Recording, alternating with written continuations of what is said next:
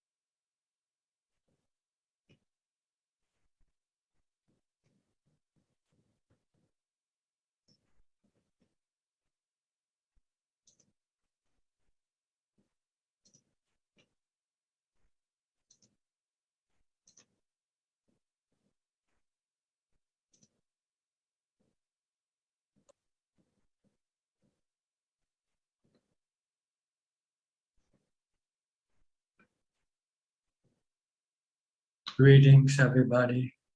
Welcome to another meeting where we will discuss the Buddhist practices of charity, morality, and meditation. Everyone who's interested is welcome to join.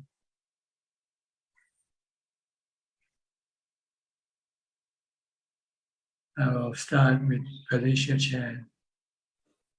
Good evening, Ajaan. Today I don't have question. My meditation progress is good. Thank you, Ajaan. Is your mind under control? Yeah, very good. You can Your keep teaching it very calm. helpful. You can keep it calm all the time. Yeah. No need to Thank get you. upset. No need to get angry. Okay. Just let Noted. go. Just let go. Simple. Just let go. Nothing belongs to you. Yeah. Thank you. You come empty-handed. When you leave, you leave empty-handed. Yeah. You take nothing with you when you came, and you take nothing with you when you go. Okay. Right? Thank you, Ajaan. Okay. Thank you. Okay. Lillian from Bangkok. Happy birthday, husband. Your husband's birthday. Thank you. And my daughter too. Lily, come. Yeah. Say why. Happy birthday. How old are you now? How old are you, Lily? 10. 10. Okay. What did you get on your birthday? Cannot remember. What do you get? Tell me. A phone. A phone. You like it? Yes. Okay. Happy birthday. Thank you. Make good use of your phone, okay? Don't play with it. Okay. Thank you. Okay. Okay. Okay. Go ahead, Lillian. I don't have any questions, but I have a comment that I'm totally opposite of Felicia, that I cannot focus my mind very well at all nowadays. So Maybe because her situation is different from you. She's yes, probably alone and has no family matters to worry about. yes, I'll take her as my motivation.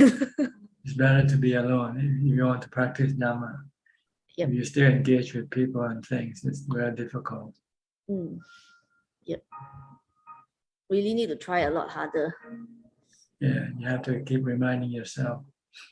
Yes. Everything is anicca, dukkha, anatta. Yep. Definitely. And this group helps a lot. Definitely. Okay, good. Keep coming. No charge. Thank you, Ajahn. No admission fee. Yes. Yep. Okay, next. Nannapat from Ubon Ratchathani.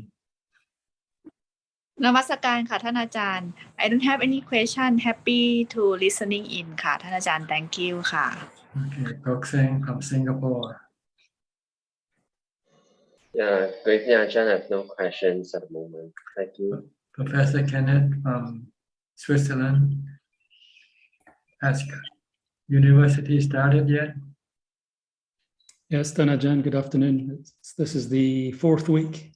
Fourth week already. Of the semester, yeah. So you're teaching today?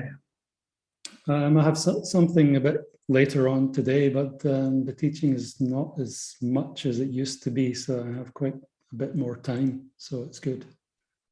Good. Spend more time in meditation. Yeah, it's working better than before. Yeah, so I have no Anything? questions today, Tanajan. Just Please go listening. ahead. No questions at Oh, the no moment. question then. No. Okay. Thank I'll you. go to Tanajan. Machi Mamio from Thailand. นมัสการค่ะท่านอาจารย์ I have no question thank you Okay. Alvini from Malaysia. Good evening, Ajaan. I have no question as well. Thank you.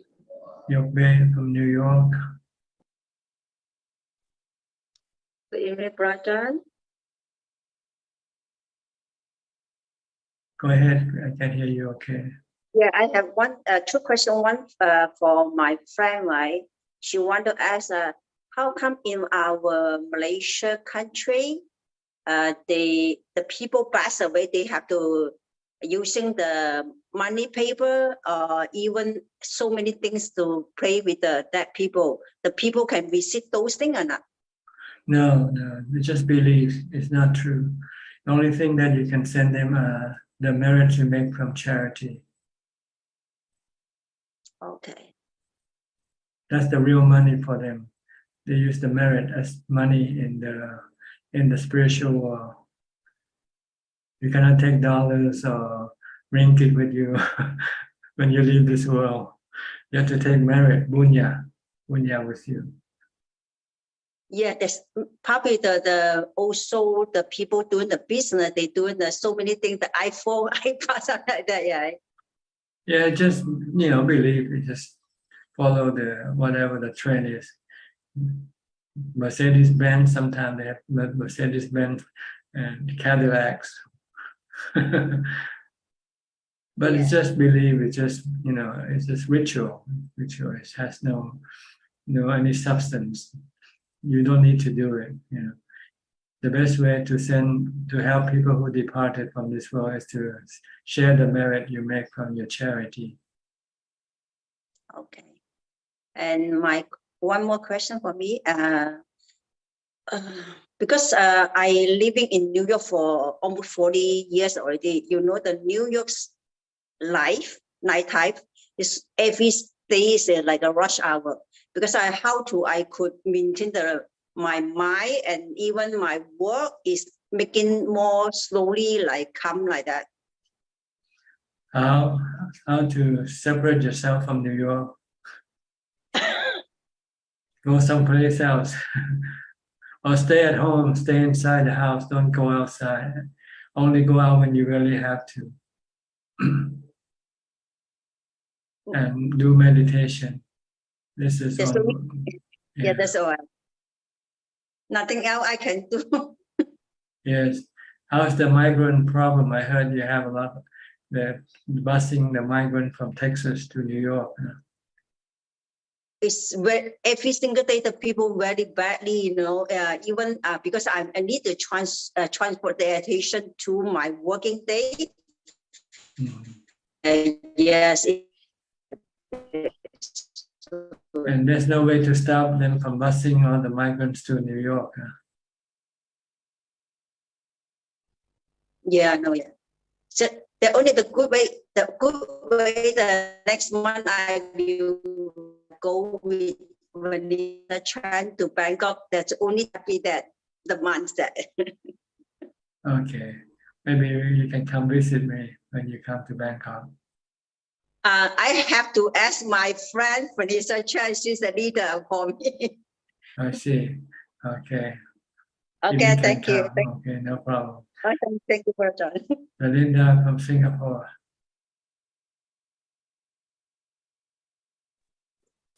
Hello, Tanajan. I have no question, but Okay. I have one comment. I got COVID now. So Okay, congratulations. yes, thank you. Because just last week Ajaan was saying, "Oh, you expecting? That's it. It comes." So yes, Ajaan is like you get immunity for that after recovery. That's right. It's like taking vaccination, natural vaccination. Okay, it's not a big threat like before now because everybody has some form of immunity. Mm. So just go through the symptoms a few days and everything is over. Hope you recover soon if you're not recovered yet. Okay. Thank you, Ajahn. All Thank you. right. Anura from New Zealand. How's your retreat, meditation retreat? Hi, Ajahn, good to see you. Yes, it's very good, Ajahn. So, How many months? 4 months? I stayed for about 12 weeks. 12 weeks. That was, yeah, About 3 months. Yeah, during the Vasa. So I came back about 10 days ago, last week, 2 weeks ago. That was really good to be peaceful and do a lot of meditation. Yeah, I have And nothing to worry about. Yeah, you realize what you mean by upeka and all the teachings you gave. I kept on reminding myself during meditation. So that's really useful. Thanks for teaching, Ajahn. Yeah. You have any question tonight? No question today. Okay, I'll good ask to later. see you. Thank you. Good to Yeah, see you again. same. Yeah, thank you. Okay, Taiwan, Eugene from Taiwan.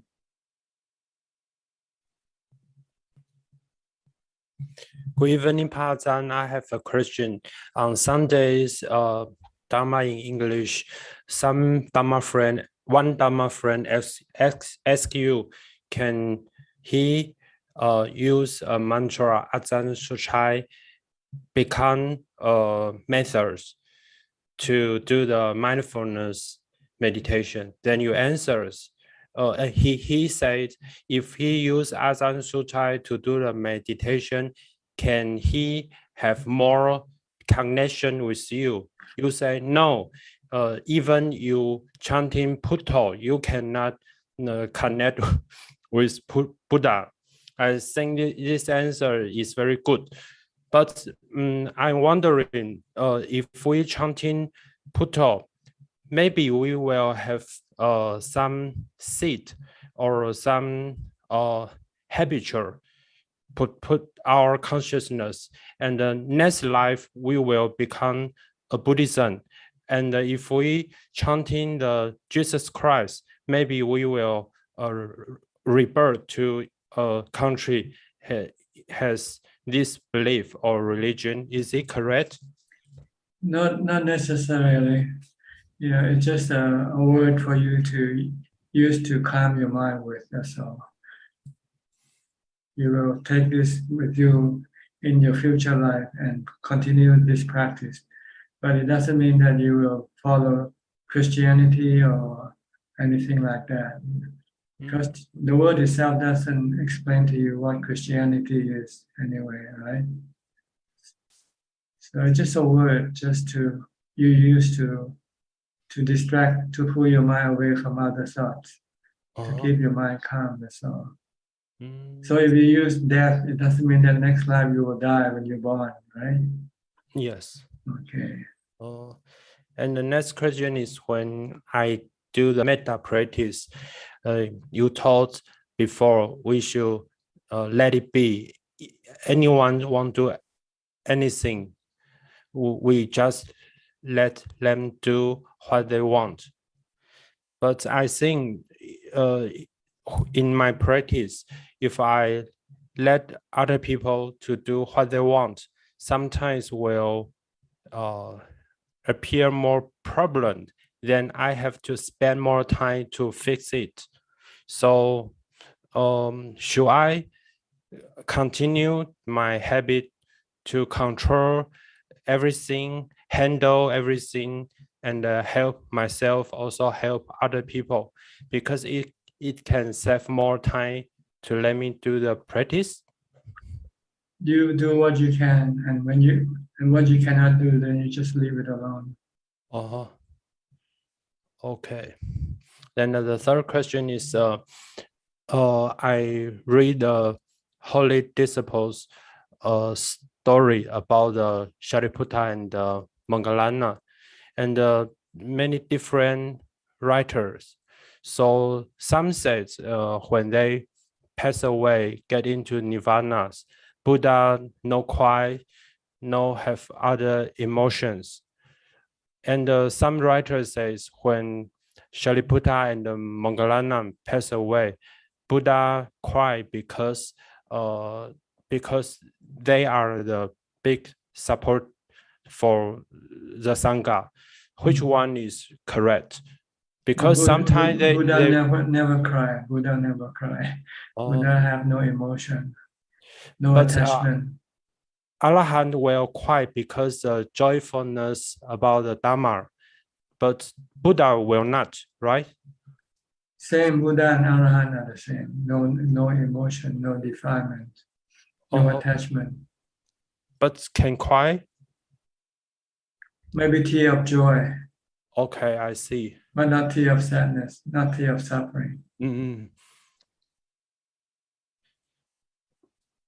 Okay. Okay, thank you. All right. Next, a person called Zoom user, whoever you are. What's your name? Zoom user. If you can tell us where you're from. Are you talking to me, Ajaan? Yes, sir. Yes, sir. Okay, so my apologies. First time I'm on your Zoom meeting. Very nice to meet you. My name is Ralph. I used to live in Australia until recently, but I've now moved, live next door to you almost in Nong Pur in Banglamung. Been here for a while. I'm retired now and been able to dedicate more of my time to meditation, which I think is improving quite significantly. Particularly now I've been able to follow the 5 precepts more strictly than I've ever been able to do so. I have one question for you, though. A thing that I'm trying to, I guess, work into my life is mindfulness while I'm doing my daily activities, eating, getting up in the morning, walking around, and being in that moment. I'm trying to understand whether there's a mental framework that I can apply to help me with that. Well, the goal is to stop your mind from thinking, from wondering about the past or the future, and bring your mind back to the present by focusing on what you're doing with your body. See, or if you feel that you cannot focus because your mind keep running away, you can use a mantra to help bring it back also. Correct. Recite a mantra. If you like Bhutto, you can use Bhutto or some other word that you find it useful for you. Okay. That's all. You.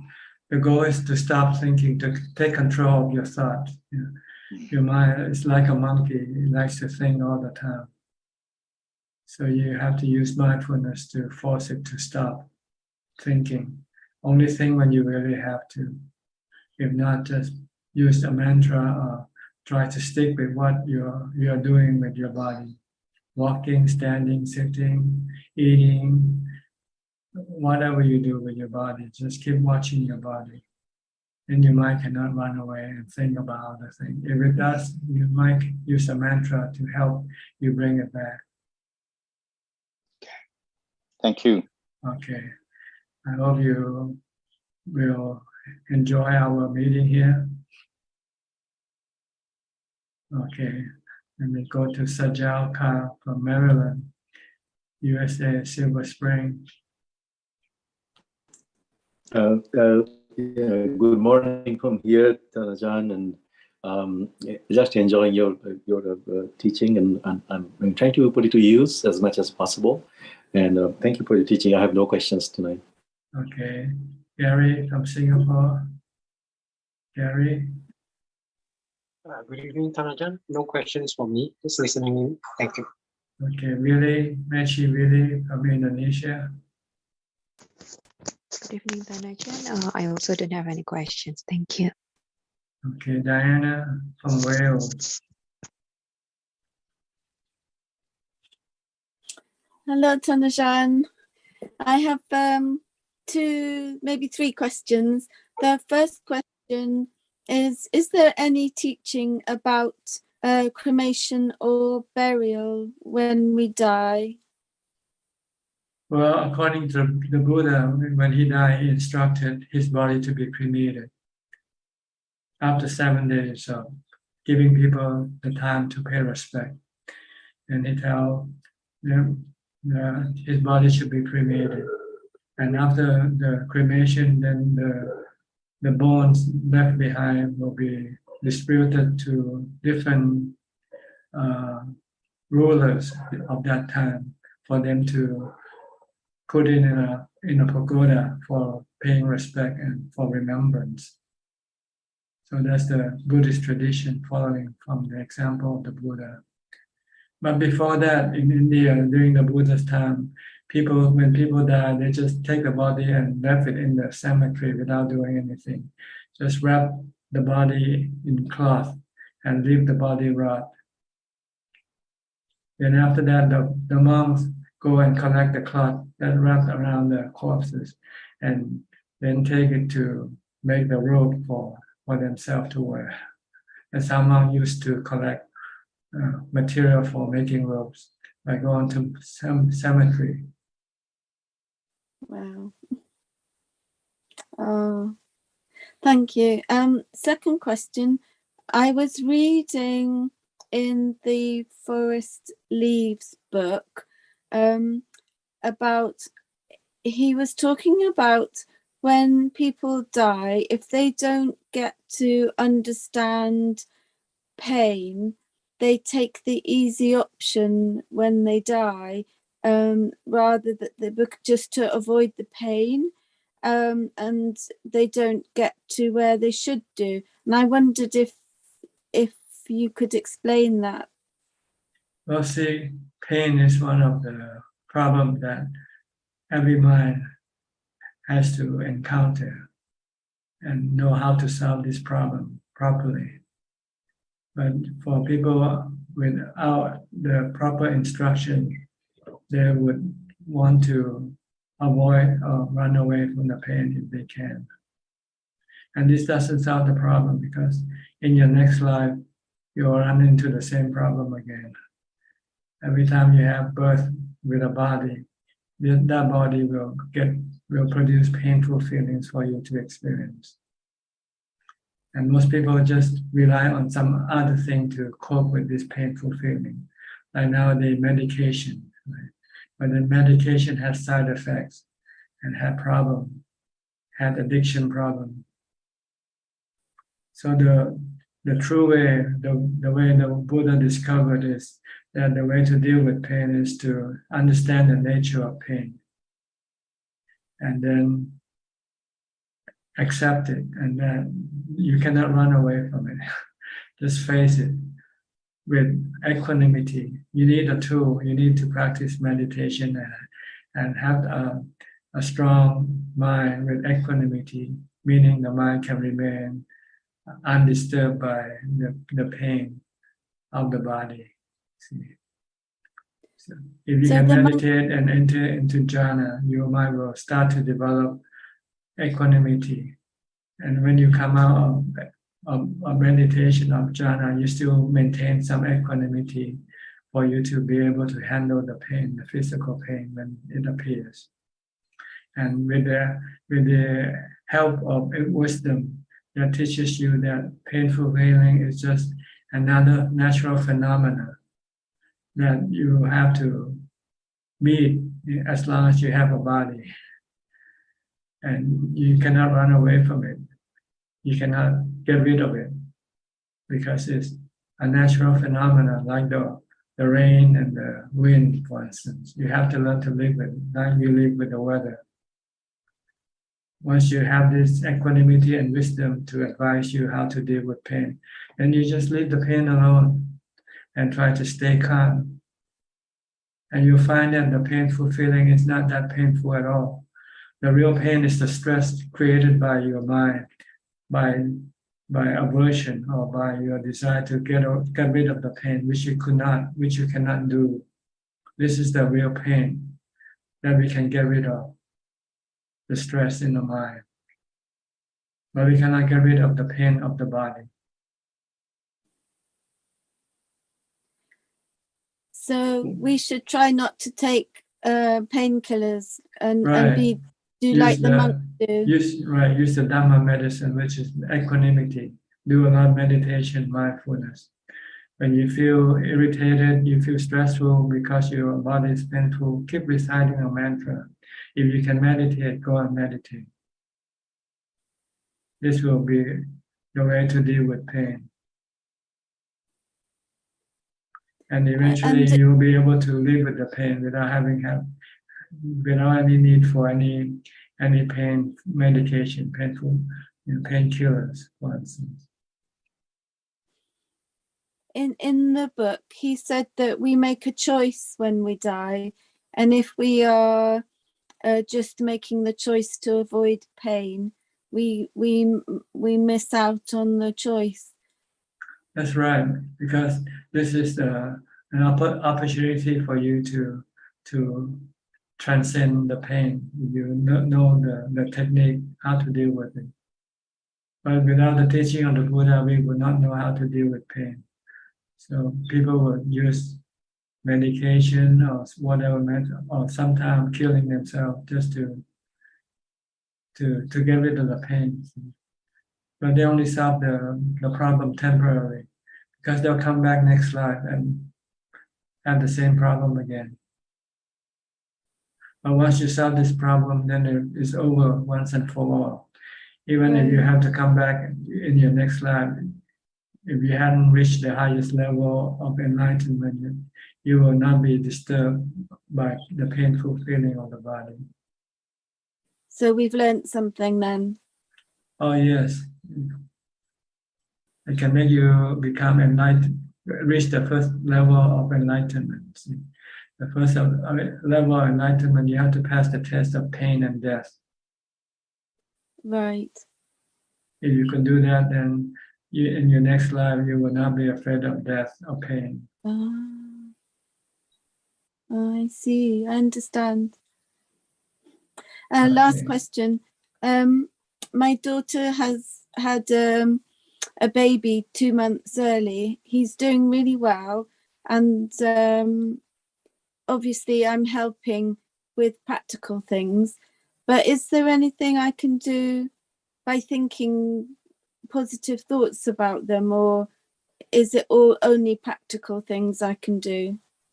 Well, thinking a positive thought is good because it will make you not stressful. It's for your benefit, not for them. You cannot do anything for them really, except the physical thing that you do. But other than that, they just have to manage themselves also. As far as the mental part, everybody has to handle themselves on the mental part. But the physical part, we can help each other. Yes. Thank you. So do what you can, but like I said, don't expect anything. Expect the worst. Then you won't be disappointed. You won't be sad. If you expect the best, when it doesn't happen, then it makes you sad. Thank you for your teaching. Okay, you're welcome. Next, Philip and Adeline from Malaysia. Good evening, Ajaan. Good evening, Ajaan. I don't have any questions tonight. No questions from me. Okay, Sriyan Chair from Vancouver, Canada, British Columbia. Expect the worst, hope for the best, Ajahn. Ajah's teaching. Do what you can and do what you can. Do what you can. Okay. Try your best. Yeah. Do your best. Do your best. Don't rely on other people. Don't rely. Try not to rely on other people. Rely on yourself. Yeah, I like this one too. Yeah, you say it's common sense, but I realized that I don't have common sense, Ajahn. And I had to learn all from you. You have delusion. So you have delusion. Delusion makes you lose common sense. Right. Yeah, because you say, I say, oh, great advice, Ajahn. You say, oh, no, that's not great advice. That's just common sense. And I thought, oh, yeah, I don't have common sense. So stupid. Ajahn, well, I have a question about forgiveness.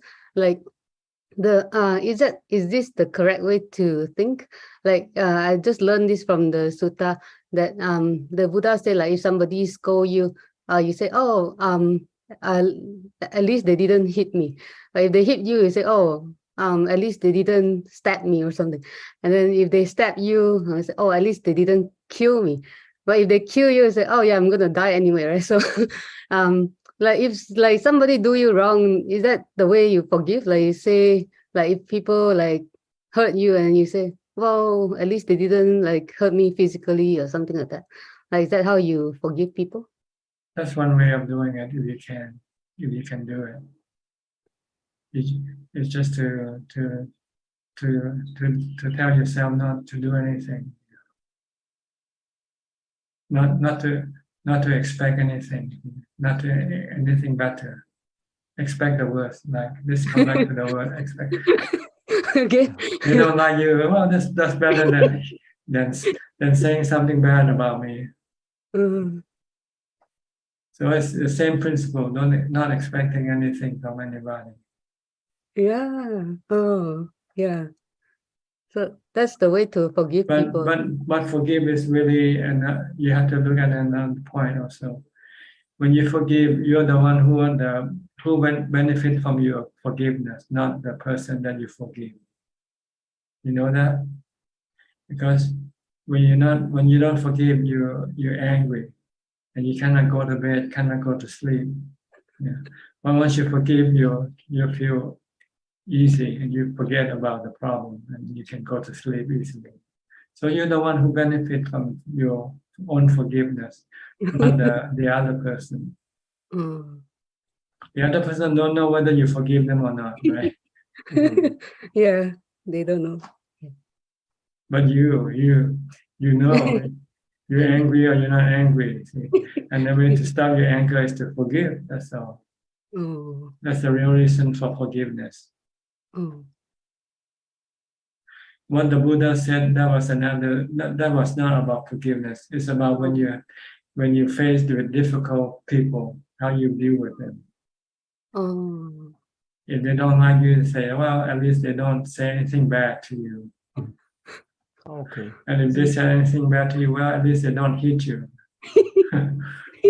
So this is a different reason, not about forgiveness. It's about how to deal with people who doesn't like you. When you have to live with people who hate you, for instance, how do you deal with them? So the last one, like if they kill you, is this if they kill you're you, gonna die anyway. Some people have to go to a doctor to get medicine to kill themselves or buy a gun. You know, you don't have to pay any money. So you think like the way you think is like yeah, I don't know, like just then that's not common sense to me, but because of Ajahn, I think I get common sense now, like to think properly, not to. What can you do if you're gonna die? Can you stop your dying when it's gonna happen? That's true, Ajahn. But I don't know, somehow like if I don't. It doesn't mean that you cannot run away or hide or anything. If you want to do that, that's fine also. Okay. But then you're creating stress for yourself if you do that. You'll worry. But if you say, well, if it's my karma, let it happen, then you have no stress, no worry. Just wait for that to come to you.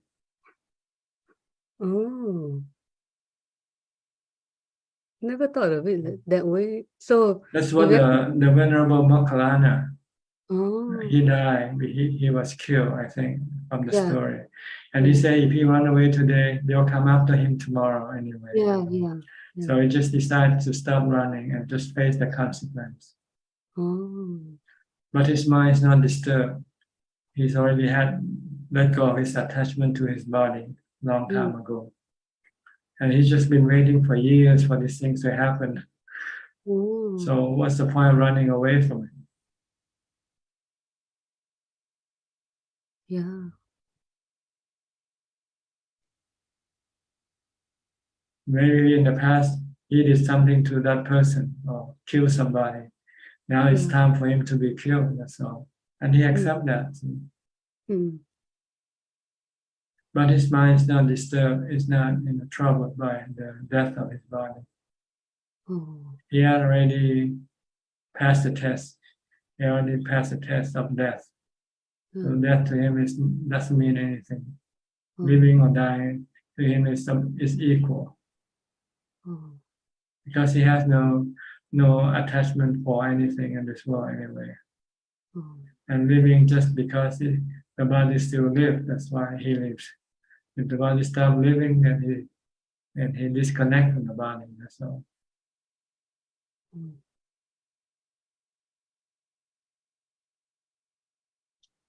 Okay, anything else? Sri?ท่านอาจารย์ like don't we have to preserve like this life, right? Like, oh yes, I'm saying if you can do it, do it. But if you cannot do it, what can you do? Keep running. I preserve my life. I eat it. I eat every day. I breathe every day. But if somebody should break in my room and point a gun at me and shoot me, what can I do? Can you preserve your life if someone break in and shoot you? Yeah, do the possible and let the impossible be. Let the impossible be. Do the possible. But you should not defend yourself by killing the attacker, because then you're committing another crime, another bad karma that you might have to pay later in your future life. Because you're gonna die anyway. Why create another death? When you kill to protect, you still die anyway, right? Maybe later on, not today. But you're creating a new debt that you will have to pay in your future life. And you might have to be born in the lower realm of existence also. Might be born as an animal instead of return as human. Once you kill, you're committing a bad karma which you have to pay by being born in a lower realm of existence. And after you return as human, you might still be killed by someone else. So it's better not to create any death when you die. You die anyway, right? Come back to the same thing that we talked about early on. If it's gonna kill you, what can you do? You're gonna die anyway. But let's die without any death, not by not creating any death, any future death.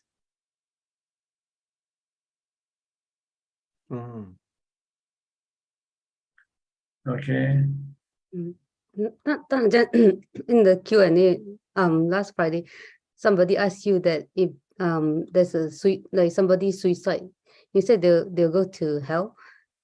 Is it because they are angry with themselves, like that they go to hell? Yes. So I know somebody that got cancer and then he did euthanasia because he was afraid that he will be too much pain. Like that's considered suicide. Like he euthanized himself. Like same thing as if you make your body die. If you make your body die, whichever method you use, you're still killing. And when you kill, it means you hate that thing. Right? If you love that thing, you won't kill that thing. Right? But you might use some other justification. But deep down inside, you hate that body. You don't want that body anymore. You want to get rid of the body because that body is creating pain for you. Yeah, that makes sense. Yeah. Okay. Yeah. Thank you, Ajahn. Thank you, Ajahn. Okay. Then so from Penang. Ajahn, good evening. And Ajahn, one of my friends took avocado as during the 8 precepts. Is that okay? As drink. She used blender and making the small pieces become a juice. Can you repeat the question? I cannot hear it properly. One of my friends took avocado as drink during the 8 precepts. Is that okay? I'm not sure whether avocado is considered to be fruit or not, or vegetable. If it's vegetable, then it's considered to be food. Fruit is something that you can squeeze the juice out.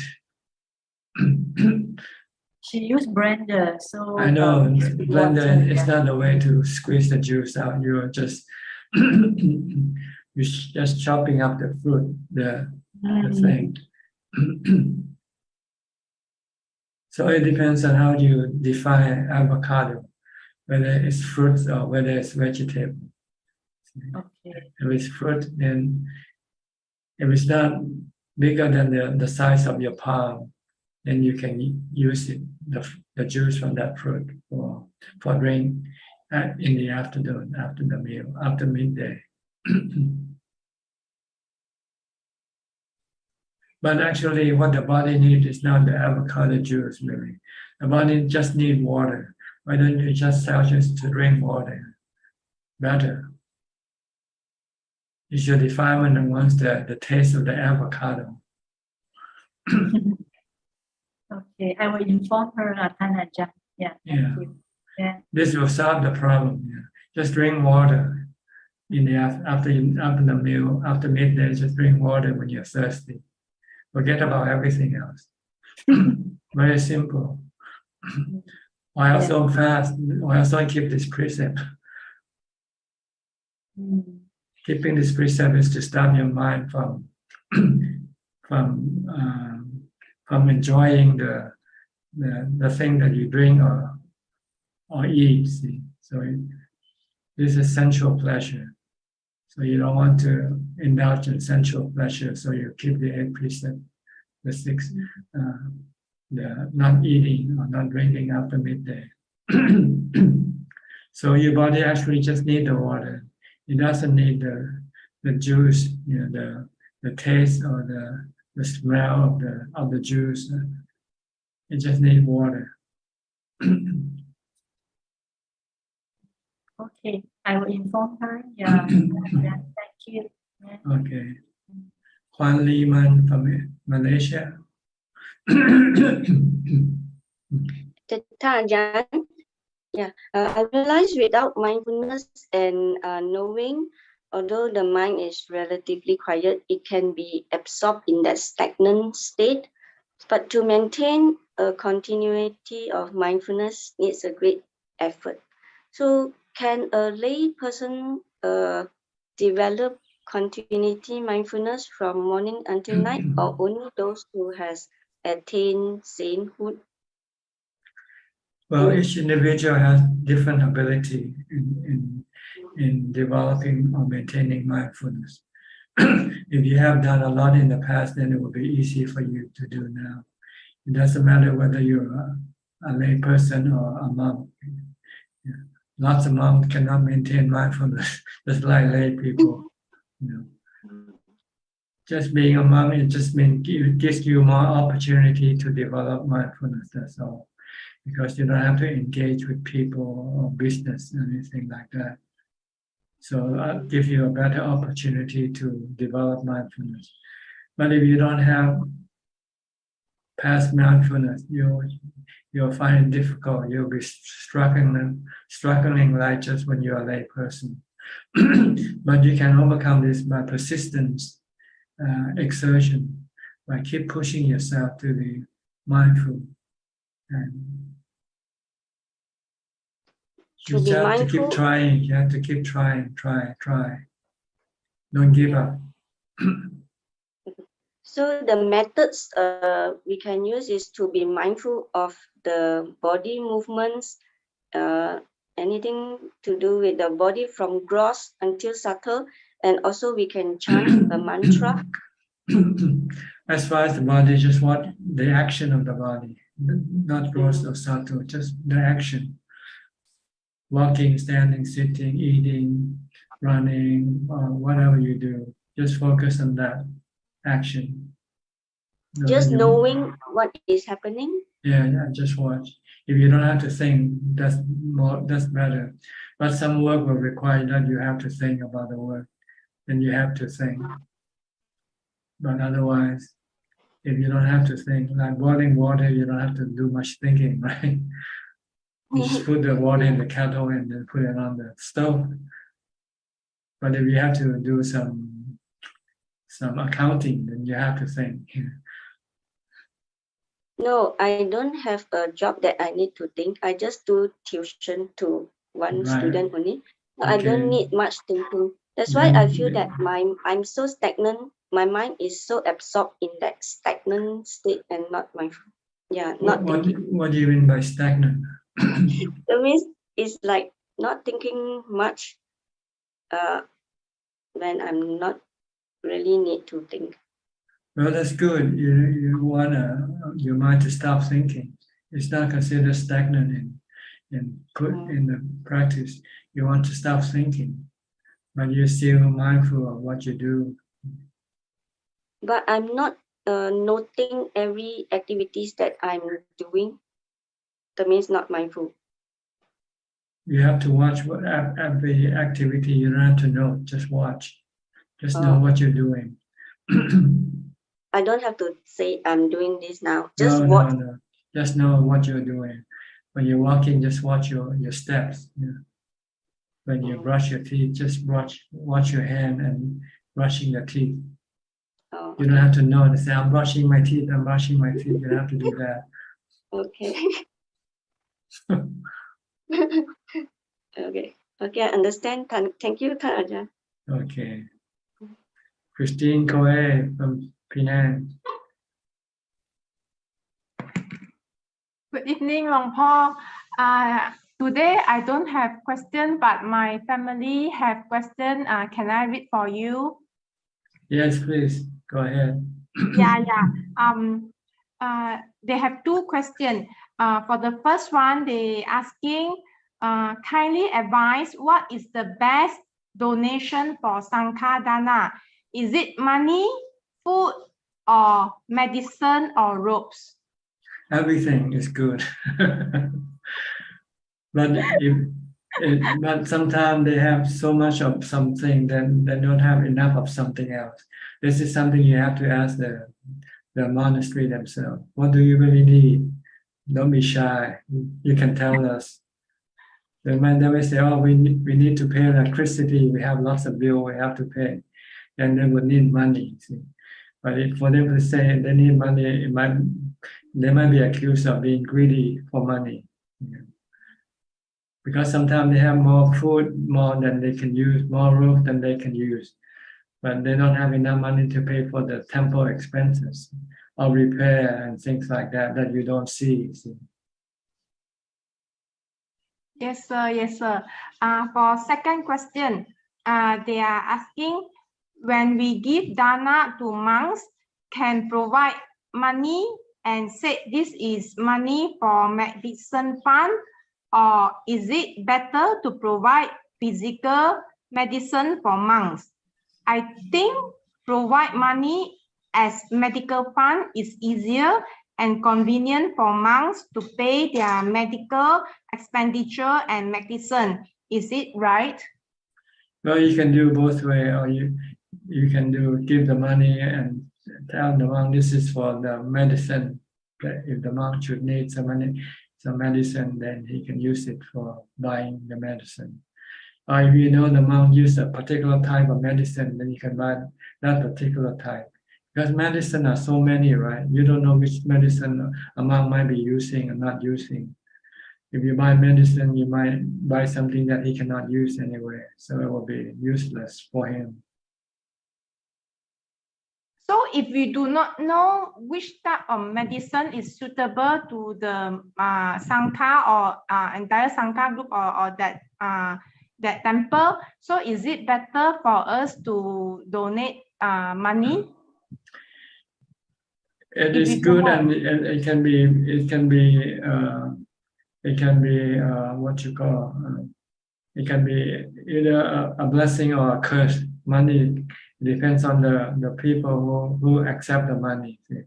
Sometimes if the person accept the money is weak, it might be used for the defilement instead for the medicine. So it depends on the receiver of the money also.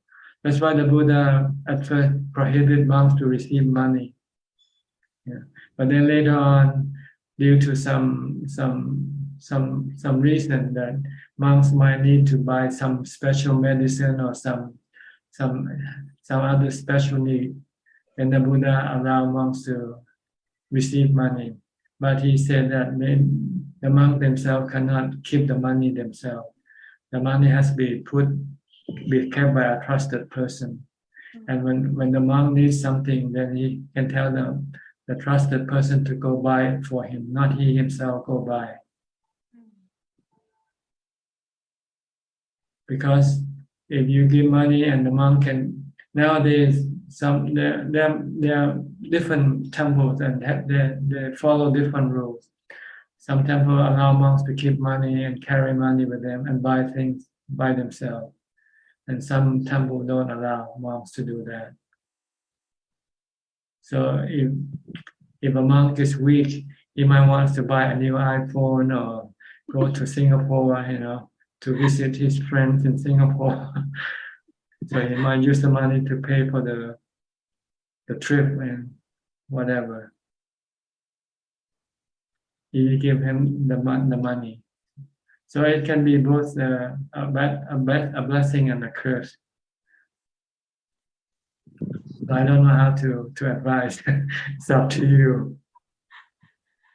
So what about we can donate to the Kapiya?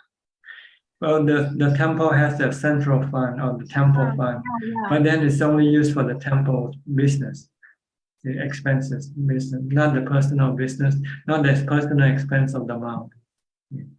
So maybe you give a little bit of money for the monk for personal expense, and give the major portion to the temple for the temple expenses. You have to separate the two. Because we are thinking to make marriage, like saving funds for future life. So what is the best conditions for us? Because we are in Penang, it's hardly for us enter into Thai and the forest. Then a lot of time we how do I say, we ask people, we keep we give our money to the person who go to Thailand, then we mona the funds to them, asking them to donate to the temple or to the Sangha or Katina. So is it, can we do like that? Because we don't have the opportunity to do daily Pintabata to all the Sangha. You can do it locally, you can give it to some other organization. But unless you want to support Buddhism, then you have to donate it to the temple. But you can do charity with other organizations. If you don't particularly want to support Buddhism, then you can still do charity with other, like to donate to the Red Cross or to the hospitals or school near your home or something like that. You can also do that if you find it difficult to donate to temples in Thailand.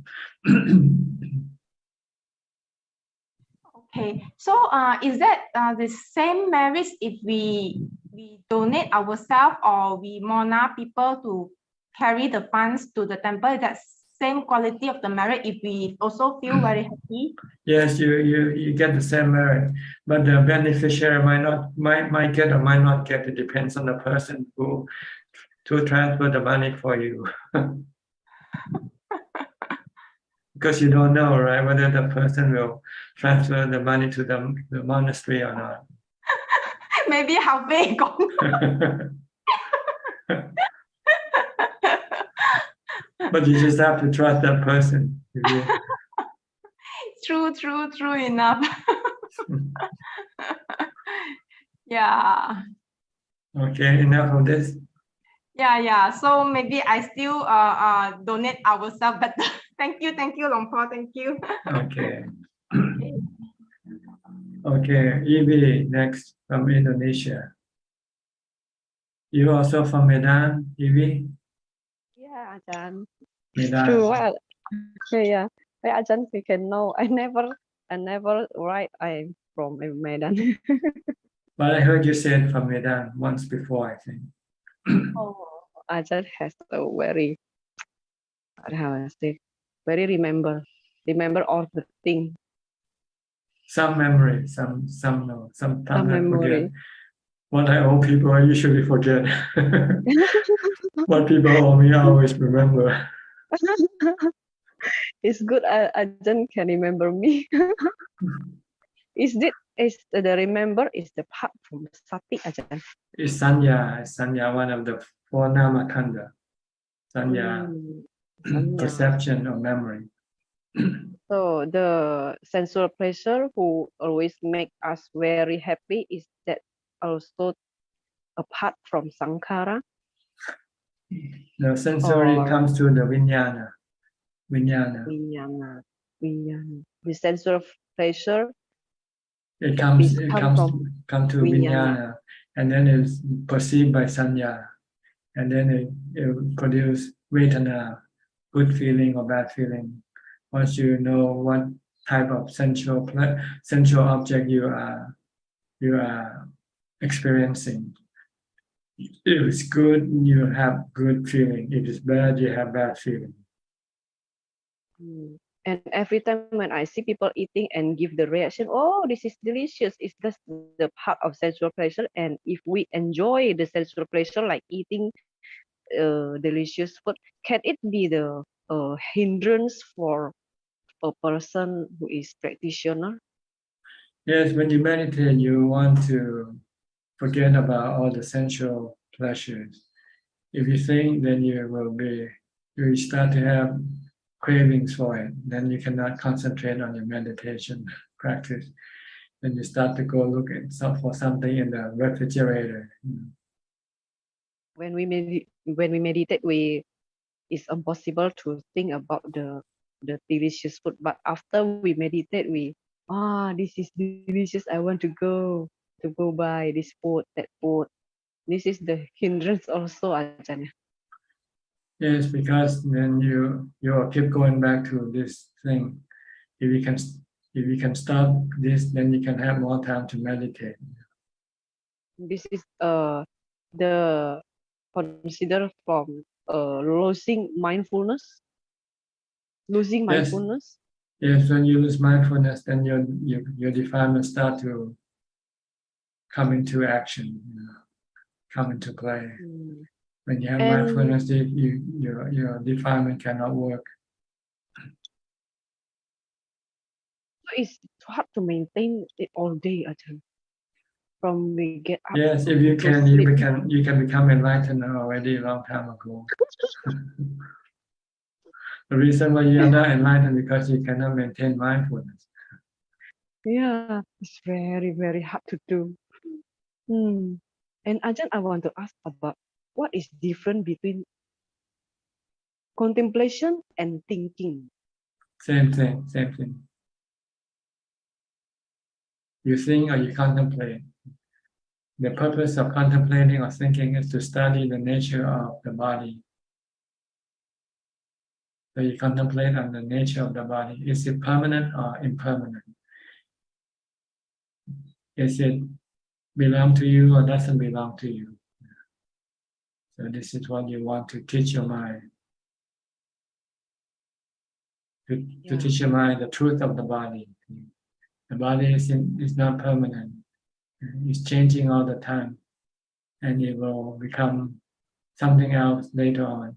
Eventually, it will turn into the 4 elements again.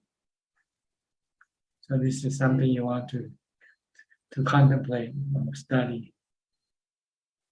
Yeah. 2 days So that ago, my you- family died, and I see when she lies in the coffin, I see the blood comes out from the nose. Yes, This that's is the water element leaving the body. leaving the body. Mm. Yeah, and this is the 4th day after she died, and I thinking maybe the body is starting to swollen, and maybe a week they will boom, like explosion. Explode, yes, explode. Yeah, explode. Maybe for 1 week we will All be the fluid will come out, and eventually the what is left just the solid part of the body. Yeah. First goal is the wind or the air leaves the body first, then followed by the heat, the fire element, and then followed by the water. Eventually, all that is left is just the solid part or the earth element. It will become rot. It will eventually become earth, become dust, become earth. This is what you have to study to teach your mind that you are not the body. The mind is just the one who knows, the one who feels, the one who thinks, the one who uses the body to achieve its purpose. That is to contact the sensual objects for sensual pleasure. That's why the mind needs the body. And that's why the mind doesn't want the body to die. So when the mind thinks of the death of the body, the mind becomes unhappy. The mind doesn't want the body to die. But if you constantly teach the mind that this is going to happen, whether you like it or not, if you don't want to be sad, then you just have to accept it. Once you accept that, yes, one day this body will die and there's nothing you can do about it, and then you will not be afraid of death anymore. Because you know you cannot run away from it. You cannot do anything else. This is the way it's gonna happen. The pain, Ajahn, we're afraid the pain. The pain, then you have to learn to study the nature of the pain. That's the next subject you have to teach your mind. The pain is just like anything else. It's just something that it's just contact of the body, with something painful, But it cannot hurt the mind. The mind is not the one who's in pain. It's the body that's in pain. So why should the mind be disturbed by the pain of the body? Just because the mind doesn't like the pain, that's all. That's the problem. So you have to stop this dislike of the pain and teach the mind to learn to like the pain, to accept the pain. Because you have to live with it. It's like teaching yourself to live with somebody you don't like. Once you can accept that person that you don't like, that you're gonna have to live with that person forever, then eventually you learn to like that person. Yeah, it's by being familiar with that person. After a while, instead of hating that person, you might enjoy that person, like that person. This is karma, bad karma. You're just changing your habit, that's all. From hating your pain to teach your mind to like pain instead of hating pain. Hating pain, yeah. Or accept pain. At least you don't have to like it, but at least accept it. Don't deny it. Don't push it away. Accept it like you accept the rain, the storm. You don't like the storm or the rain, but you accept it, right? Yeah. We just hide in the house if the you can hide in samadhi, you can hide in equanimity. So you practice a lot of samadhi, then you have equanimity to hide behind your pain. I often see people they choose better, they die rather But than they, getting sick like this. but they have to come back and do the same thing again next life. Oh, yeah. Okay, Ajahn. All right. Thank you, Ajahn. Next is our regular last entrant, Sulan. How come you always come in last? I came home late. I was OTing at work. Then I had late dinner before I came in. Okay, you have anything to say or ask? Yeah, sorry, Ajahn. I have a question. Like I was reading the sutta or that talks about giving. Let me see. So I saw that the Buddha actually listed down some of the possible motivation for like being generous. So he said that some people give for their own profit, or they give because it's good, or because it's a family tradition, or because they are well off, or because they were inspired by people that give also, or they give because it makes the mind serene. But above all, he said that the best form of giving is when it is an ornament for the mind and a support for the mind. So I didn't quite understand why the best form of giving is an ornament for the mind. Because it makes the mind beautiful. See, a person who gives will be loved by other people, like Santa Claus. Oh. See, when you give, nobody hates you, right? When you take away things from them, they'll hate you. But if you give them things, they won't hate you. They will like you. That's ornament for the mind. It makes the mind beautiful, makes the person beautiful. You don't have to put on fashion clothes, designer clothes to make yourself beautiful. You can make yourself beautiful by giving to charity. Yes. Like Bill Gates, he gave a lot of money away. Oh. Yeah. And then it says, besides it is an ornament for the mind, it is also support of the mind. So yes, it supports you. It makes the mind, will make the mind less greedy, and it will make the mind less attached to money.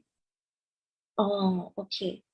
So that's how it supports the mind. Yeah, because it will give less dukkha for the mind. See, if you're greedy, it will create dukkha for the mind. Even if you have plenty of money, more than you can use, but if you still have one more money, then you're just like somebody who has no money. Yeah. It makes you feel poor, even though we have lots of money. But as soon as you want more money, then it makes you feel like you're like a beggar or like a poor person. By giving, it will make you have contentment as far as money is concerned. Oh, I have plenty of money. I don't need any more money. That's why I'm giving money away, right? Oh, yes. But if you say, oh, I still need more money, then you're still hungry. You're still greedy. And you're not happy when you're greedy, right? Yes. Yeah. Okay. And it will also make you keep the precept easier. Because when you give money to people, it means you have kindness. You want to make people happy. You don't want to make people hurt by your action. So it will be easier for you to keep the precept. Because you don't want to hurt other people. Because you want to help, you want to make other people happy. Yeah. So this is what Dana will support the practice of sila. Okay. Then I think one of the challenge I have is sometimes I don't know what I could give. Then I would end up spending a lot of time to think about what what gift should I give? Like I can't really decide on one. Then end up my gifts will be sent out a little late. Yeah. So and it creates like stress to me, like what gift should I give? I cannot like pin down a gift. Yeah. How much should you give or who you should give? Yeah, and what should I give? So that's some of the things. Well, first you have to find out who you want to give. Then you find out what they need. Then you give them then what they need. Okay. You don't give them what you want to give, because sometimes what you want to give is not something they need. Yes. The other day, someone gave me a big chair, a new chair, and I don't need it. I already have one chair. So I gave it away. Yes. But I cannot tell them, I shouldn't tell them that don't give me that chair because you don't want to hurt their feeling, because they have good intention. Yeah. Like I remember I gave out some gifts to my family members, then end up like, oh, they didn't like it, or like I got I didn't get the right gift for them. Yeah. You have to be observant, look at them, see what they like, what they don't like, and because when you give, you want to make them happy. If you don't know, then you just give them a gift voucher or something like that, in which then they can go and buy what they want, what they need. Yeah, that's a good idea also. Or give money to them, put in an envelope and say, this is a gift for you. I don't know what you need, so I'll let you decide for yourself. Oh yes, that's very smart. Yeah. Okay. Yeah, okay. Then I have another question, which is I think on the just now Evie was asking about the sanya. Then sanya meaning perception. So like, is there any way that we can strengthen our sanya?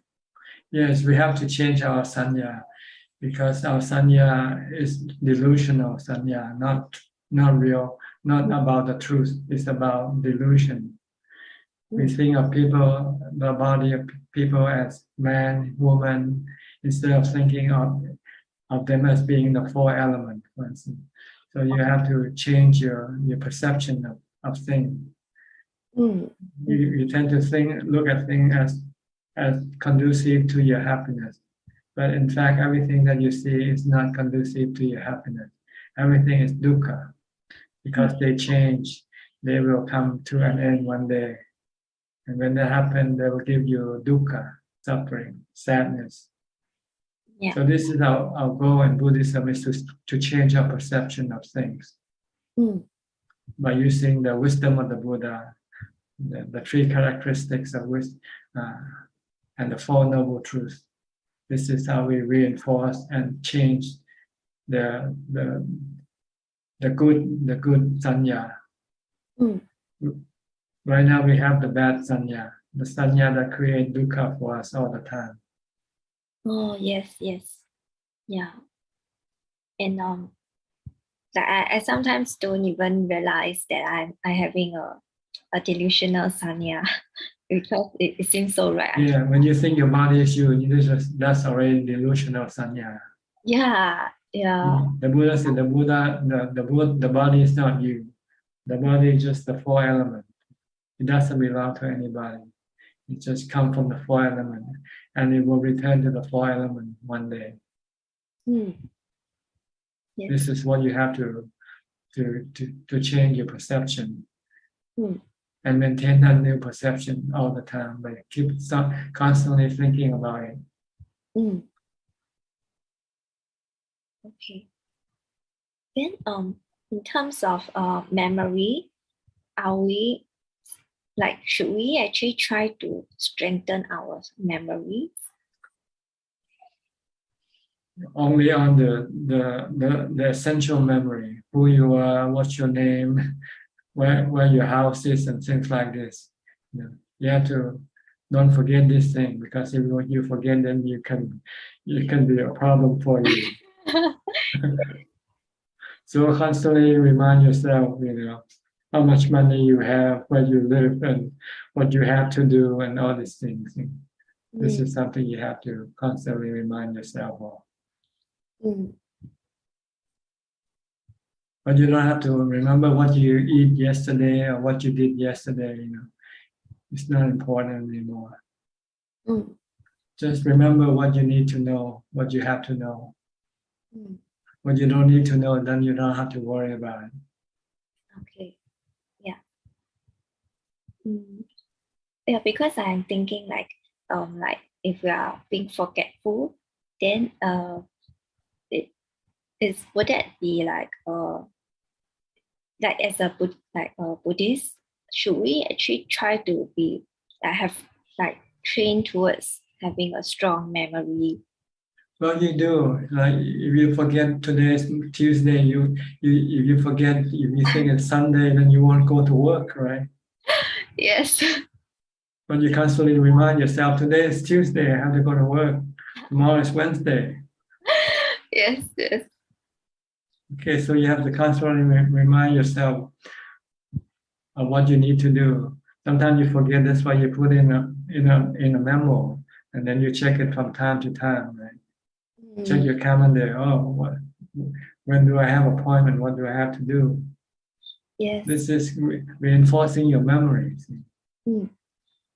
But would it be like a preoccupation, like being very preoccupied with the future? And no, just do the essentials. What is not essential, then you don't do it. Oh, okay. Yeah. Got it. And once you don't forget, then you don't have to think about it. It's only when you forget, then you have to remind yourself, I have to do this tomorrow. But if you already know that what you're gonna do tomorrow, then you don't have to keep telling yourself that, right? Yes. Okay. Yes. Thank you, Ajahn. Thank you so much. And in order to be able to do this, you have to have mindfulness. Because the mindfulness will be the one to remind you that this is what you have to do. If you have no mindfulness, then you can start daydreaming and forget about everything else. Yes. So practice mindfulness, and then you won't be forgetful. Okay. If you have no mindfulness, you can be forgetful. You can forget what you're supposed to remember. Yes. Yeah. But if you have mindfulness, your mindfulness always can remind yourself. Okay? Mindfulness is a very important tool for the mind. If you have good, strong mindfulness, you will have a good mental health. No mental problem. Okay. Mental problem come from the lack of mindfulness. Okay? Yes. Okay, who else is on the line here? Ricardo, I think Ricardo. It's your turn, Ricardo, from Uruguay. Nice to see you, John. Good to see you. Yes.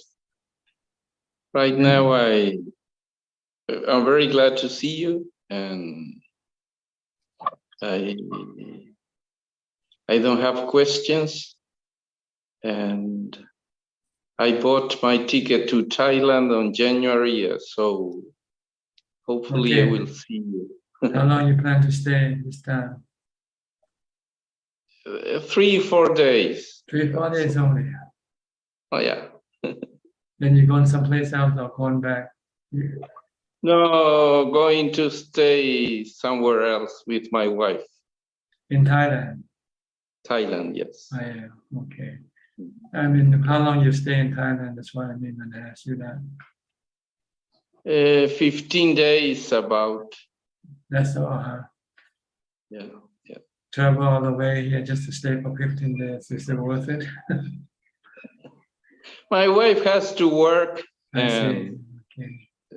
so Yeah. Now next year she's okay. going to retire, so that time we will be able to stay longer.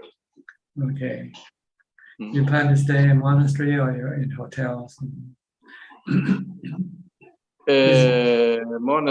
Hotel. Hotel. This is not a spiritual trip. It's just a vacation trip. Well, I mean, I'd like to stay in your temple for 5 days and then go to a hotel because she's very tired and she needs to rest, and I think I should stay with her some days. Okay, good. So it's both spiritual and vacation at the same time. Yeah. 50-50. Yes. Okay. Yeah. I'll see you then when you come. Okay. Thank you, Ajahn. Okay. Bruce Lee, Alam Saya of Indonesia. I don't have any questions. No question. No question. Thank you. Okay. B. Ravin from Bangkok, Thailand. Hi, good evening, Thanajan. I have 2 questions today. The first question is regarding, I think, what you discussed with Sri and Check earlier regarding, not holding on to the body. If it has to die, it has to die. So my question is, if, because human nature, we are taught to, preserve the body, to protect the body, but it's wrong to kill, to protect. So my question is, if we do some act of self-defense, but not to kill, is this acceptable, or is it still breaking the first precept? Oh yes, if you can apprehend your attacker or stop your attacker from attacking you, then you can do that. But sometimes you might run into impossible situation in which when you start to fight, you might end up killing. But then that's what you have to decide how much you want to do. Yes, if you can run away if you want. If you can hide, or whatever. But if that person is determined to kill you, he'll come after you anyway, right? If not today, I'll come back again tomorrow. So it depends on the situation. The point is try not to be stressful under this situation. If you can fight without being stressful, fight. If you can avoid without being stressful, avoid, Or if you should die, you should die without being stressful, then die. Okay. The goal is not about the body, the goal is about the mind. It's to prevent the mind from being stressful.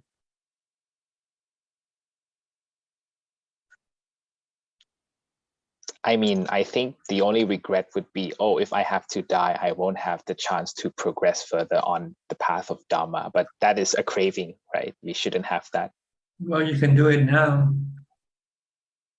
It's just an excuse for you to use not to die, that's all. You got plenty of time now, why don't you do it now? Why do you feel remorse before you die? You can finish in 7 days or 7 months or 7 years. If you go and ordain and live as a monk now, what stops you from doing that? And you still feel remorseful before you die. Oh, I couldn't finish my work. That's because you're not doing your work now. So you never finish your work anyway. Whether you die now or 10 years from now, you still have the same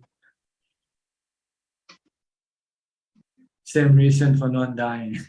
Oh, I will not be able to become enlightened in this life if I die now.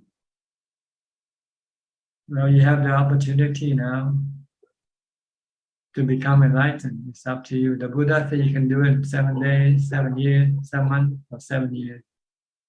Just follow the Satipatthana Sutta and do it all the time. full-time work. This is not a part-time work. Not something you do on the weekend only. You do it every day, 7 days a week, 20 hours a day. You're allowed to sleep 4 hours a day, according to the Buddha's instruction.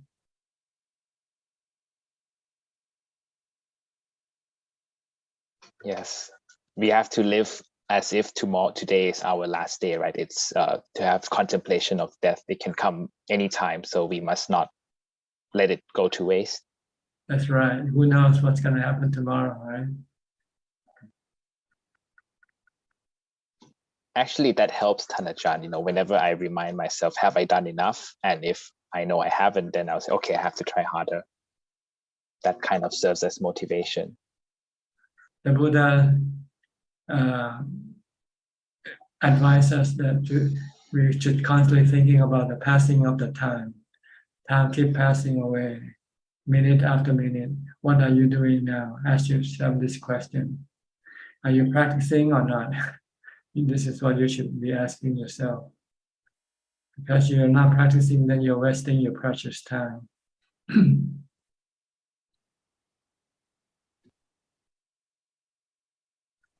So either you have to, if you don't ask yourself, then you forget, and then you get involved in your day-to-day routine, and then you forget the real important work that you're supposed to be doing.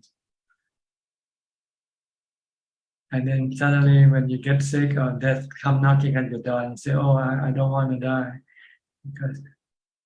because I'm not enlightened yet." When will you be enlightened then? When do you expect to be enlightened if you don't do the practice now? But maybe I'm speaking to a different. I should be speaking to you all because you're not the group ready for that anyway. They need to commit full time for the practice. So don't mind me. I'm just talking, Since the subject comes up, so I just continue with the subject. But it doesn't mean I'm referring to you all. You should have to decide how much you can do, because you all have responsibility and you have whatever, that will prevent you from doing the practice. But I was just talking ideally, that you can do it if you really wanted to do it, but you have to give up everything.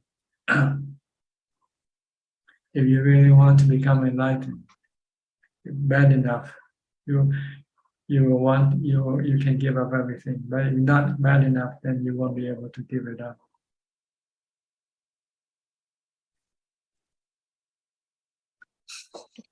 Okay. So Thanajan, I mean, some people who live as lay people but still become enlightened is because they have very strong mindfulness and wisdom that they obtain from their past lives. They also have time to practice also. If they have from their past life, they should be enlightened after they become adult, when they understand things, they can be. But if not, they still have to do the practice. But maybe for them it might be easier because they might have done half of the work already, and they only have to do the other half. But for someone who hasn't done anything at all, then they have to start from scratch. That may take a longer time. That's why the Buddha divided into 3 stages: 7 days, 7 months, or 7 years. This varies from person to person, depending on what they have accumulated from their past lives.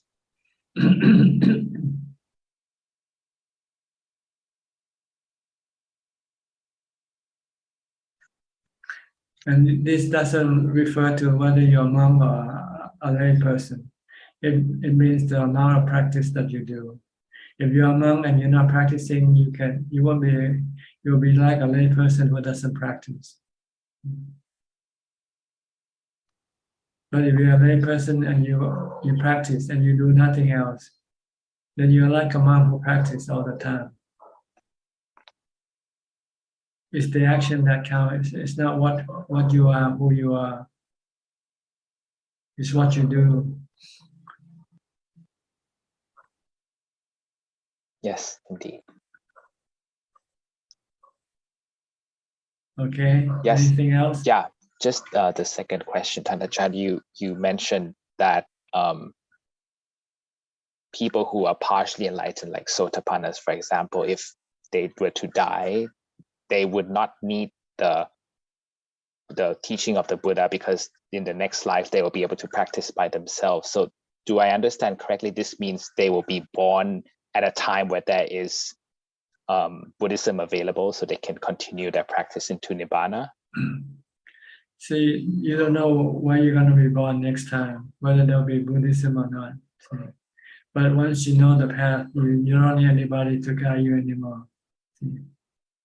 A Sotapanna knows the path to Nibbana, but he hasn't reached it yet. He only reached the first stage, but he can continue on by himself without a teacher, without Buddhism to guide him, because he already had Buddhism in his system, in his mind. He knows the Four Noble Truths. He knows the three characteristics of existence that he can use to get rid of the remaining defilement that is still left in his mind. But if he has a teacher, it will be easier and quicker, because whenever he comes into if he doesn't understand any part, he can then consult with his teacher, and his teacher will then give a clarification for him.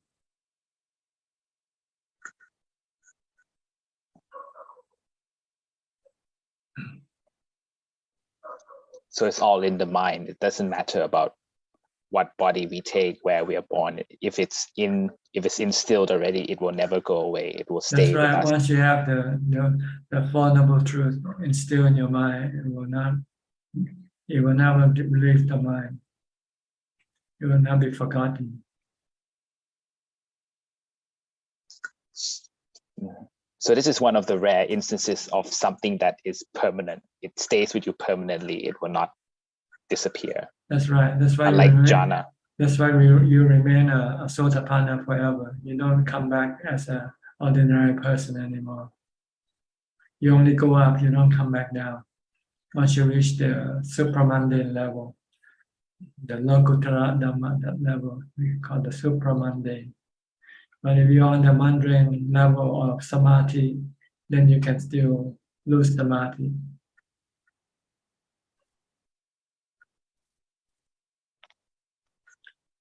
If you don't maintain the practice, if you can enter jhana and then you stop doing it for 10 years and you come back and do it again, you will not be able to enter into jhana right away. You forget how to do it.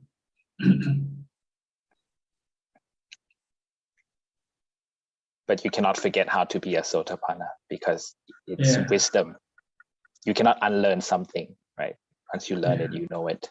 Once you let go of your body, you no longer go back and cling to your body anymore, because you know the difference between clinging and not clinging.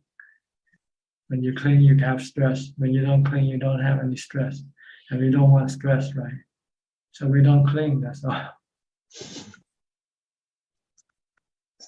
So it's Bhava Tanha and Vibhava Tanha, to get rid of both of them. Yes, all the three cravings you have to get rid of. Okay. Yep. Thank you, Thanachart. All right. I think we'll go to Kunjuk for more questions from Facebook, if there's any. We have one question this evening so far, Katina. The question is from the Multiversal Unity. Dear Ajaan, most of the devas arise after living human lives, usually forget their last human lives unless with reminding.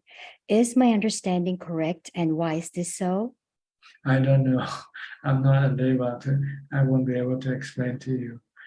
It's just like you move from one town to the next. You can forget afterward the town that you used to live, because you You don't frequent it every day, so you can lose you can forget.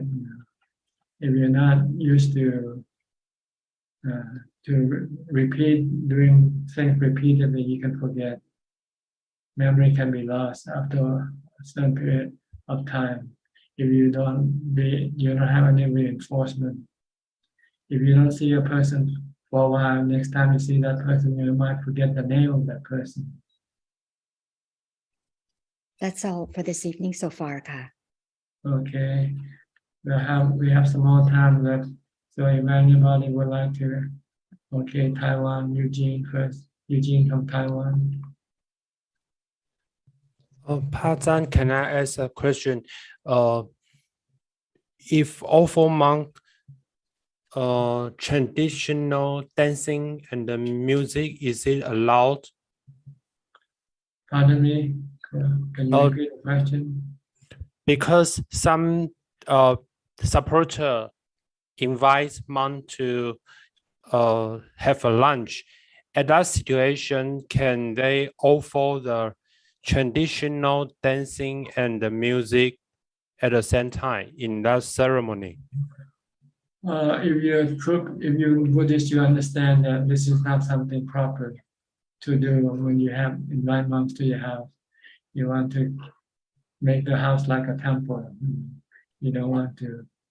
But nowadays people don't understand. Sometimes they bring entertainment into the temple itself to attract people to come to the temple to donate money. So they bring in movies, they bring in dancing troops and concerts. But this is not proper. Monastery should be a quiet place for meditation, not for sensual pleasure activity. Okay, I see. Because I see some Thai people in Islam, they do the traditional dancing and the music for monks. That's because they don't understand what is proper and not proper. I see. Thank you. And another question is, the holy disciple all have different personality, and which one you most admire? For example, Shariputra and Moggallana have a little bit different style. One is famous about wisdom, and another is about the meditation skill. Yes. So which one is more you want to become? We like them both because they are all fully enlightened. That's more important. Thank you. Okay, Sajalka, you raised your hand just now. Sajalka. Okay, I ask you to unmute.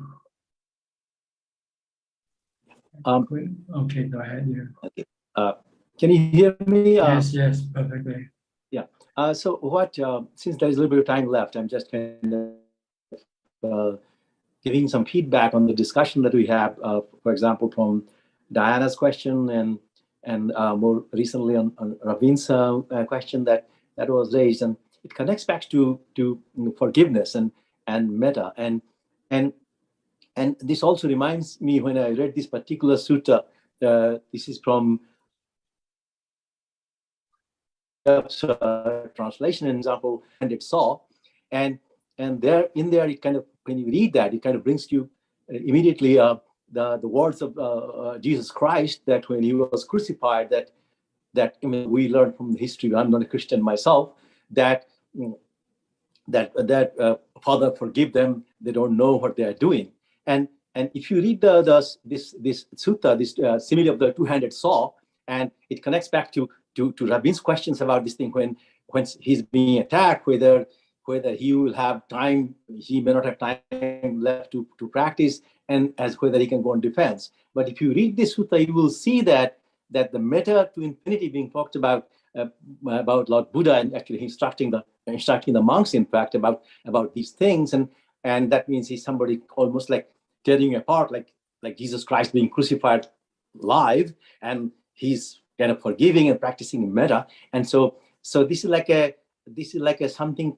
This is like remarkable in the sense that so much forgiveness, so much these things that the metta they talk about, but in that particular sutta, how Lord Buddha is actually explaining to the students, to the monks, is kind of unbelievable. It's almost like I will actually beseech Garvin to read it. Then you'll be amazed that. And I was kind of really amazed by this thing, that the amount of the forgiveness that he's actually asking us to do. I mean, we're all lay people, but to the monks, this thing that is almost like infinite, this thing amount of that. And actually, if I understand him correctly, like he's kind of saying that that's the ultimate of practice, because you already know that your body, whether it's torn from pieces to pieces or cut with a saw and take limb by limb, this thing, you are not getting mad at the person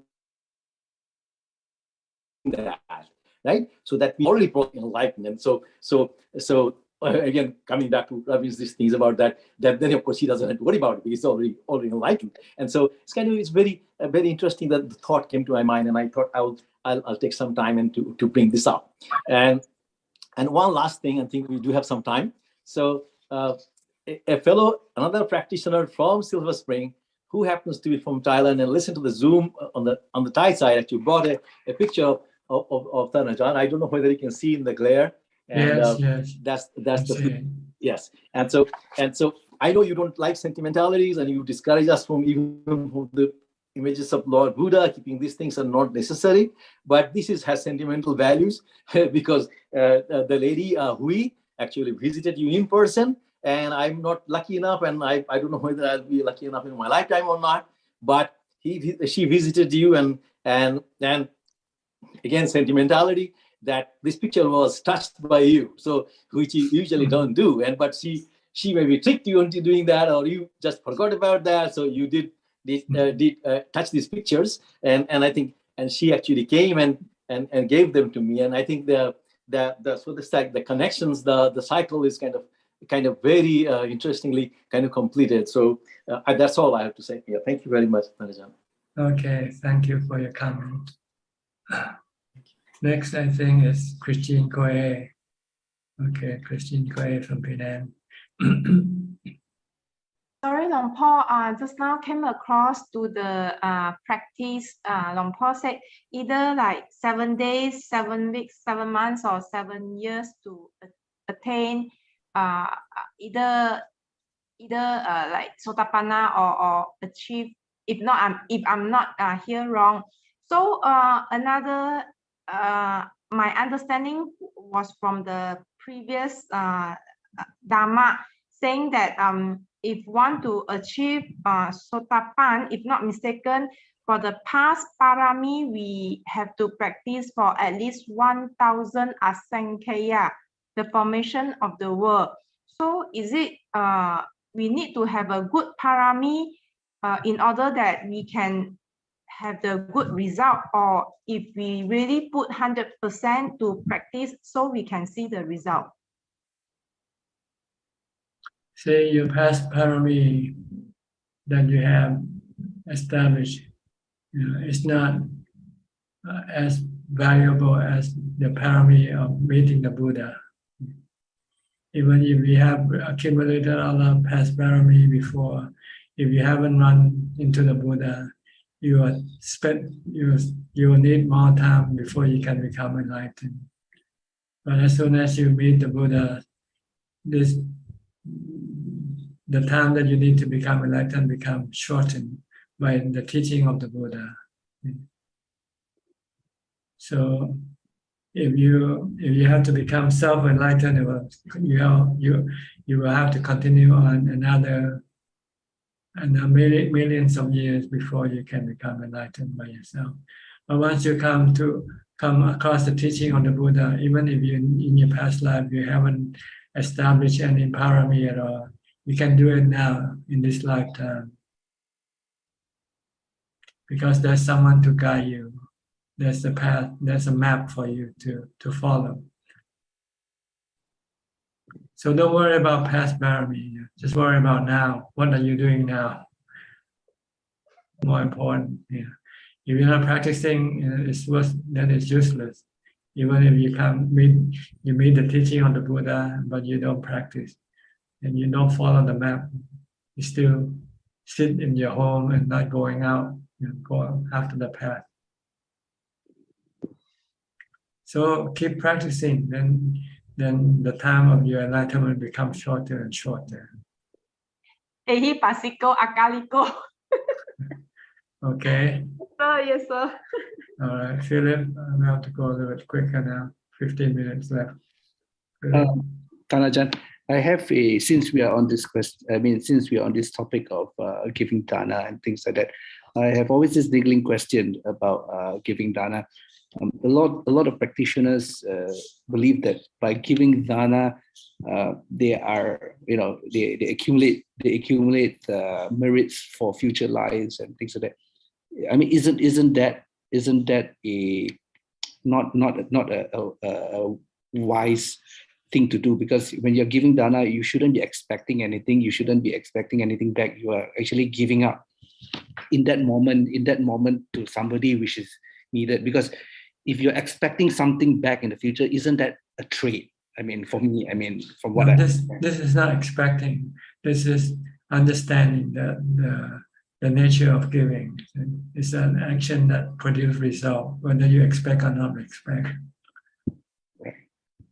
It's like when you eat, whether you expect to be full or not, it doesn't matter, right? You're going to get full anyway. So this is the same way with giving dana. You can expect or you don't have to expect. You get the same result from giving. That's all. Okay.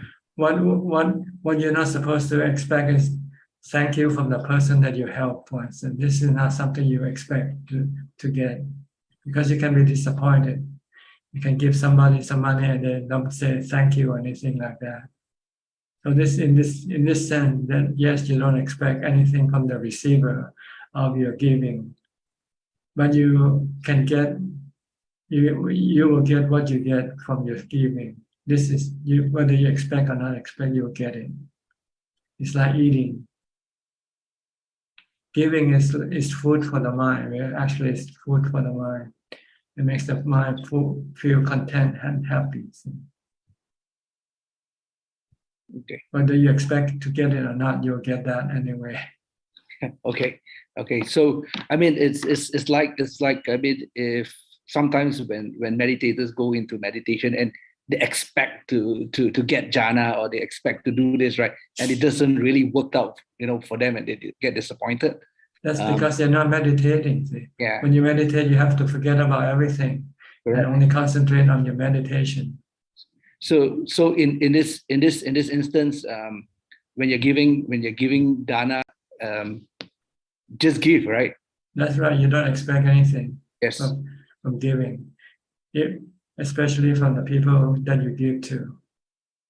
Don't expect them to be thankful or do something nice to you, or say something good to you or something. Don't expect anything.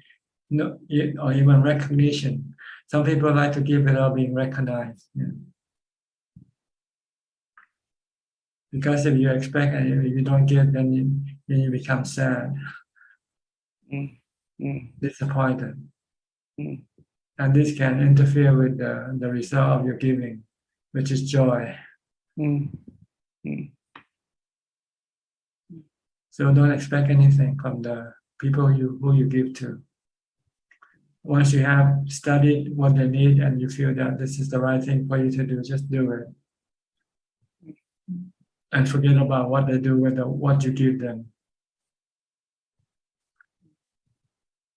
Yes, a couple of weeks ago, you made a very, very good statement. I think one of the devotees asked that I would like to do a lot of dana and things like that. And you just made a very profound statement and say that, why wouldn't you just give one time, a big one, and then you won't have all these worries anymore?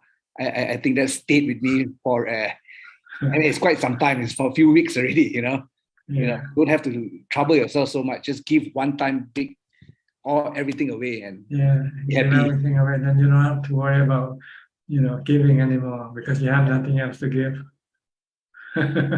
Yes. Yes, that has struck me. I mean, for a couple of weeks already. So people sometimes they don't understand the purpose of giving. The real purpose of giving is to rid yourself of your dependent on money, on material wealth. So that will force you to seek the spiritual wealth instead by going to practice meditation. That's the purpose of dana, really. If you still have money, then you say, oh, I still can buy things to make me happy when I'm sad, I can go on a holiday or something like that. But if you don't have no money, then what you do, you want to be happy, you have to meditate. Correct. But you have some other side effect of giving. In your next life, you'll be richer, for instance. If you haven't yet reached the nibbana and you have to return as human, you'll be a richer person because of your dana that you give in this lifetime. Like the Buddha in his life, before he became the prince, he was a Siddhartha. He was called Paves Sandon, Santa, I'm not Vecha Santara or something like that. And he gave a lot of money, gave a lot of his wealth away. And when he reborn as the Prince Siddhartha, he was endowed with a lot of rich wealth, But he didn't do this because he wants to get this thing. He wants to get rid of his attachment to money. So then he can have time to go meditate. If you still have money, then you might have to look after your money. You have to manage your money. Then you won't have time to go to meditate. Even if you have time, your mind will not be willing to meditate because your mind will still keep thinking about the money that you have. So it can become a hindrance having money for the spiritual path. It's a hindrance for the spiritual path, actually. For those who want to go on the spiritual path know that they have to give up money. That's why the Buddha had to leave the palace and become a baker. Right. Tanajan, I mean, it's like the stories of the Arahant Sivali where I mean, in his past life, he has given so much. Even when he's a monk, he comes back with a lot of support. Even Buddha has to go sometimes with him on arms round, right? Yes. Sometimes has to have him accompany in order to attract donation. And even today, in today's lifetime, many monks, some monks have more attraction for donation than other monks. Some monks have a lot of people give, like Long Time Mahabua. Many people giving him money, giving gold. When he was saying he wants to do some gold, collect some gold for the treasury, people donate gold for him. So maybe in his past life he gave a lot before. So now it comes back to him. Even though he didn't want it anymore, but then he gave it away for the public good. But don't worry about this secondary effect of giving. The principal reason for giving is to get rid of your dependence on money for happiness. And then you have to rely on your practice for the spiritual happiness instead. Yes. That's why when you become a monk, you're not supposed to have any money with you. You have to give up everything when you become a monk. Yes.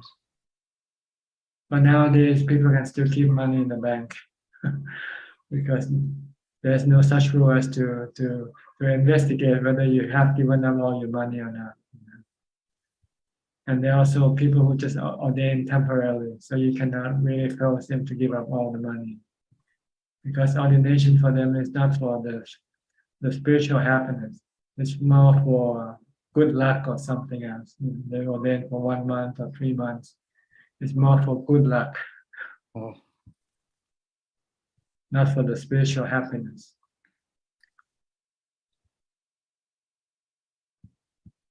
Okay. Yes, thank you, Ajahn. All right, Alvin.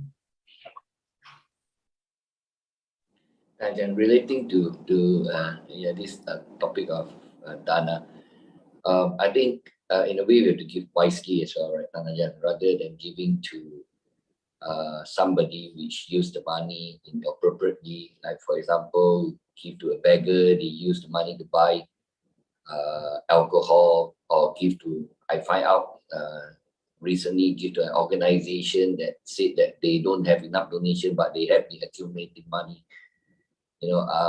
and or give to a monastery which support monk to achieve enlightenment, to support the practice. Isn't it better, you to actually donate to monastery which actually support monks to achieve, to support their practice, Tanajan? Yes, if they need, but in a monastery that practices, concentrate on practices, they hardly need much, all they need is a place to stay and just a food to eat. And so actually, they don't need much money, but people like to give to such monastery. Then it's up to the abbot or the teacher to decide what to spend with the surplus money. Usually the teacher will then spend it on public services like hospitals or schools and things like that. Like Long Time Mahabu, he had lots of surplus money, so he supports the villagers with building school for them, building reservoir for them, and then also support the hospitals. They need medical equipment, or they want to build a new building, something like that. So he spent money on these things, because if it's a meditation monastery, there's hardly any expenses because they don't use electricity or running water. At Long Tao Monastery, we didn't have any running water. We just have a well, and we just go and pump the water from the well with a manual pump, with the hand pump, and then we put them in buckets, and then deliver it to the toilet and put it in the toilet. So there was no running water, no electricity, so no bill to pay, no electricity or water bill to pay. But there's hardly any expenses in the forest monastery, except occasionally when you need to build a sala or fix a sala or kuti or something like that. But people like to donate to monastery like this because they feel that these are people who are doing good things for the community and for themselves, or for Buddhism. Because these are the people who will eventually become a teacher in the future, right? Correct. You have more confidence that the money will be used properly. Used properly. Used properly. Yeah. So your meritorious will be better as well, right? Yes. Your merits will be higher. And you are actually supporting Buddhism this way. Yes. Tanjang, one more question. What about those people that sometimes they give a lot of money and they announce to the whole world? They have to tell people they give. It's like they publicize. That's because they still have defilements and they have still a self. They want people to acknowledge, to make them feel happy. Right. But they still accrue the merits of dana. Yes, they do that also. But they don't accrue the wisdom merit. They accrue the dana, but not the wisdom. The wisdom that to think that to see that the money is temporary, it's impermanent, and there's no self. You still think there's a self. Me, I'm giving the money. When actually there's just an action of giving, but no one giving, nobody giving. To reduce the greed as well, right? It's a part of dana. Yes. Dharma practice. practices. But you have another greed for fame. Yeah. You give her your money, but you have greed for fame. You want recognition. Yes. So they don't realize that, it's like giving greed, just want to accrue merits, but they want to fame. Yeah. Yeah, because they haven't yet studied deeper into the teaching of the Buddha. They are still on the dana level, on the charity level. Thanks, Dan. Okay. I think that's about. B, you want to ask your last question? Okay. You turned off your video. I thought you. Go ahead. Sorry, Thanajan. Just a quick question about the Katina Festival. Now that we come out of Buddhist land, I just wanted to understand what's the purpose, and is it usually done in all monasteries or only just some? Well, originally this Katina came about because before that people didn't give any material for monks to make rope with. Monks usually go and collect the material from the cemetery that used to wrap around a corpse, and monks get the material for rope that way. But as Buddhism grew and there are lots more monks, the supply of the material just ran out, and monks just don't have enough rope to wear. So the Buddha saw the difficulty that the monk has to endure with just using one rope, and sometimes it gets wet, during the rain, and there's nothing to change. So the Buddha said, tell the lay people that besides giving food to monks, you should also give material to make rope for the monks. But you should only give them once a year, only one time a year, because he doesn't want monks to be involved with just collecting material to make rope all year long. So he limit the amount of time that people can give material to make rope. Just to each monastery can only accept one Katina, and it has to be done within 1 month time. After that, once that period is gone, no material should be given to monks anymore, to monastery anymore. So that's how the Katina ceremony came about. But nowadays, not so much about giving material to make ropes, because there's plenty of ropes. So the goal now is to give money to maintain the monastery, to maintain the temple. And Thai Buddhists consider this is the annual charity work that they do once a year. They'll do a big charity for themselves. So they do this during the Katina.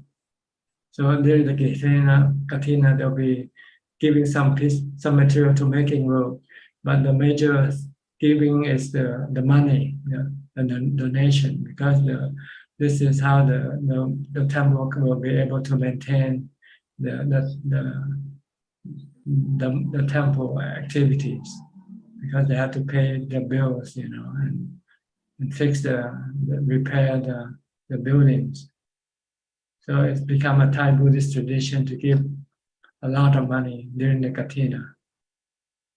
But the original purpose is to give the material to make ropes. No money involved. Okay, just to clarify so you understand. Thank you, Thanajan. All right. Okay, I think that's about it for tonight. Thank you very much for your participation. I hope you have learned something and help you advance in your practice. In the meantime, please stay safe, stay mindful, keep on practicing, and if all goes well, I'll see you all at the same time again next week. Thank you and goodbye. Thank you, Thank you, Thank you, admin. Thank you, Andy. Good night, good night. Bye. ขอบคุณบ่อยนะครับ Bye. Thank you. Thank you.